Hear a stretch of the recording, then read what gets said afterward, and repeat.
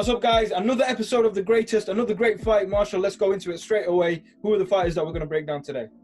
Okay, we have Larry Holmes taking on George Foreman. Larry Holmes has a record of 69-6 with 44 knockouts, notable victories over Ken Norton and Muhammad Ali. He stood at 6'3" and weighed in between 210 and 215 in his prime. George Foreman has a record of 76-5 with 68 knockouts, notable victories over Michael Moore and Joe Frazier, and he weighed in about 220 and stood at about 6'3" as well. It's a good fight. It's a solid fight, I think. This is a huge clash of styles. The thing about this fight is it should have happened. I think if Holmes had beaten Evander Holyfield when George made his return, the comeback, this fight would have happened. Yeah, I can see. That would have. Yeah, it made sense. All right, let's go into it. It's a bit of a numbers game, but this is how I broke it down in my head. If you want to go off simplistic things, they've both been knocked out once, right? They've been they've had their losses, but they've been knocked out the once. George Foreman got knocked out against Muhammad Ali, who is known, obviously in that fight he was a bit more like rope-a-dope, but he's known for moving and jabbing and whatnot. Larry Holmes sort of replicates that style. And then Larry Holmes got knocked out by the power puncher in Mike Tyson, which George Foreman is known for, the power puncher, the ridiculous power he had. Now, if you look at it from a point of view, who is talked about more in terms of those styles? Do people say, oh, Larry Holmes was one of the best boxers more, or do they say, Foreman used to hit, is one of the hardest hitters ever? In my opinion, they talk about Foreman more because, bro, the guy stopped, how much was it? 68 out of 70... 75. 75. 76. 76. So he had an 83% KO percentage. Something along those lines.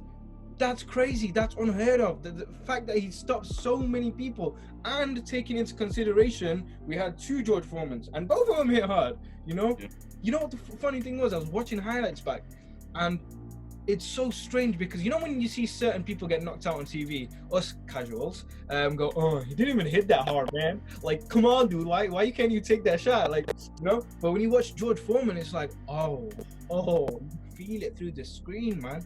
The way it's so unorthodox because really in the boxing gym they don't teach you to. They teach you to throw with your hips, but the way he's sort of stiffly used to throw him, it's like you'd think, you know, he'd get beat more often, but no, that's how good his power was. On the other hand, though, all due respect to Larry Holmes, I think his ability is very underrated in terms of moving. His jab's obviously been spoken about quite a lot, but the ability to move and box was still coming up through those days for the heavyweights. You know, we talk about Ali back in the day, we talk about Fury. We did see that in Larry Holmes in the middle of those two eras. So in my opinion, I think George Foreman grills him. You think he knocks him out? He grills him, yeah. Okay, so we're so far apart on this one. Okay, I think Larry Holmes he's about 5 pounds lighter and has 3 inches of reach on the same height. If you look at the Ken Norton fight with Larry Holmes, he dances around him for 15 rounds, snapping the jab out. At that point in his career, he weighed about 205, so he's even smaller, and they compared him to a young Ali. I don't see what George Foreman, with his robotic, come forward, kind of stiff motion, could do to a snappy jab, prime Larry Holmes, just moving around the ring, bouncing around, just hitting him clean shots. The thing about George is he's dangerous for like 4 or 5 rounds. He'll put it on you. He gets you out of there. He tried to do it to Ali. He did it to Frazier twice. If he doesn't get you out of there, that gas tank it's tough. And you saw in his comeback, he couldn't go for it as much as he did in his younger days. He had to kind of pace himself out. He got Michael Moore out in the 12th round. It was a different style though, because he was actually using the stiff arm like that and bang like. Right. And his defense was different. It wasn't because Foreman back in the day, a little jiggity and like that, I don't know, coming forward. Yeah. Then when he fought again, when he came back, it was so calculated, taking those shots nicely. And you know, he did have a calculated way of pressuring people. Yeah, but honestly, and a point that you made about Larry Holmes getting knocked out by Mike Tyson, it's not even comparable to Foreman getting knocked out by Ali because, first of all, Tyson is regarded as a power puncher. Muhammad Ali isn't really historically regarded as a power puncher.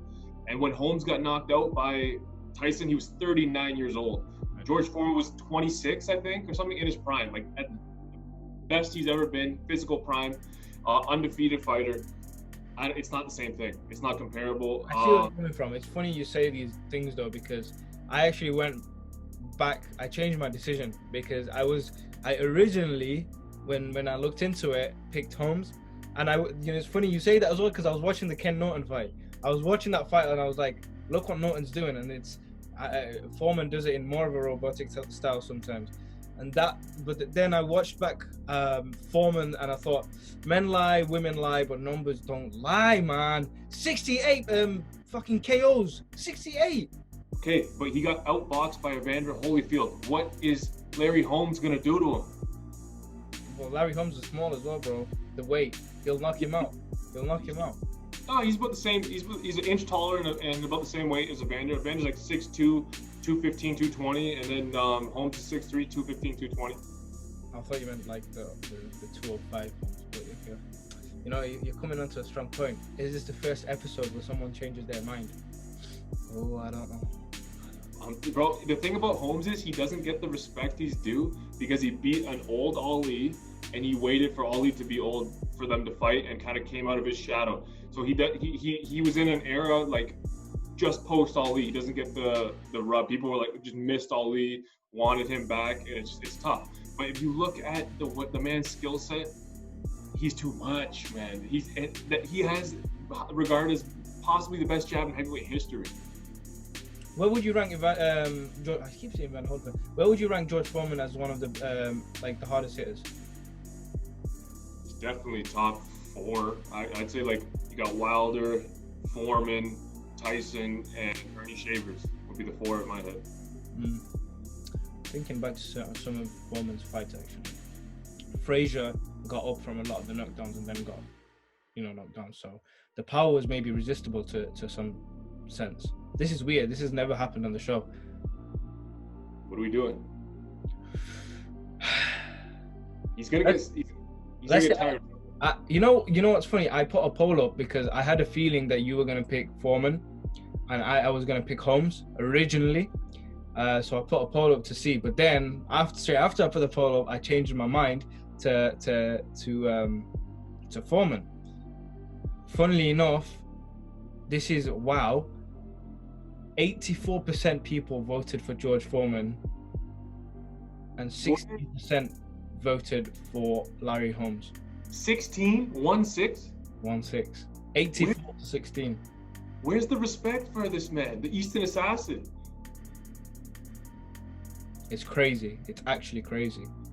So what now it comes down to me. Am I going to stick with Foreman and Foreman will definitely go through, or am I going to give it to Larry Holmes?